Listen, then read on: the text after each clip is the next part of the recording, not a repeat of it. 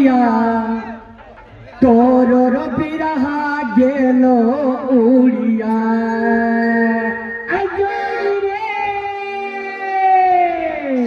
अब अंत में आप सबके होली समारोह होना चाहिए क्या कि होली एल है और कल होली है अपने सबके बीच में होली सुना बहुत सुंदर प्यारा सा होली जहाँ के राम रघुवर के और मिथिला सब होली जय हो सब की संग में। एक मिनट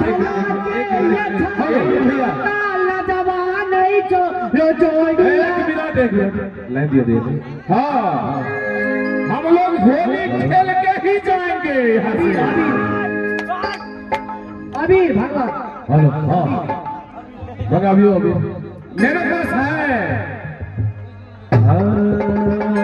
भैया बाबा हरिहरना लग दी उनका अपने सबके बीच में हमारे रिकू कुमारी ठाकुर ठीक है।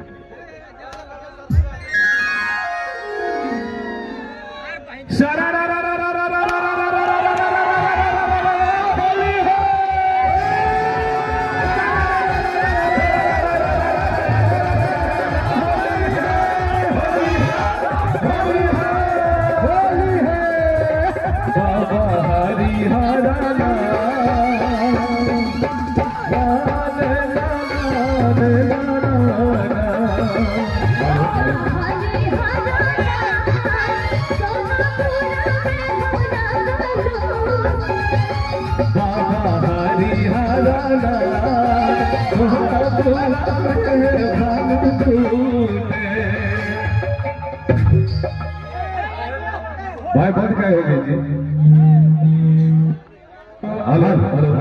हेलो हेलो आखिरी आराम से बुरा न मानो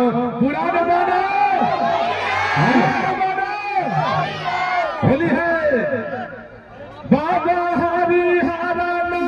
बाबा हरिहरना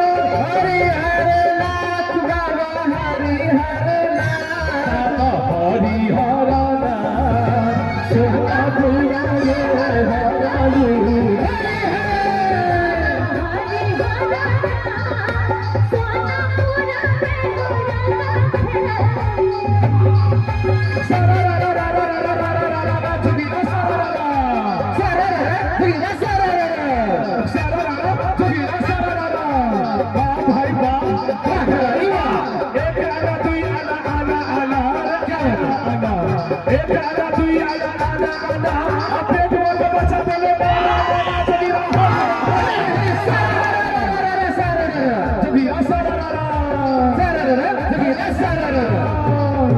पूरे रंग गुलाल मिथिला में खेलैया होली पूरे रंग गुलाल मिथिला में खेलैया होली हो खेलैया होली हो मचैया होली हो खेलैया होली हो मचैया होली पूरे रंग गुलाल मिथिला में खेलैया होली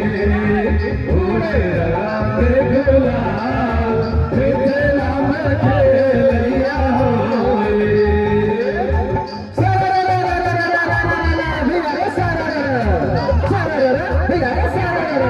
पिचकारी किनका रहा था अबीर हो किनका रहा था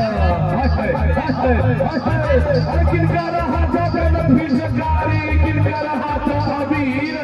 होली में भक्त के माता को गिरा रखूंगा धन्यवाद बाबू बहुत बहुत धन्यवाद एक कमेटी हमरा तरफ से रामलाल जी इनका सबके देखे तब छुट्टी हो जाता जय हो की बात है और दूसरी बात ऐसे करी अखन हमरा फिर कार्यक्रम से विद्यापति समारोह रहिका में हमरा रहिका समुदाय के से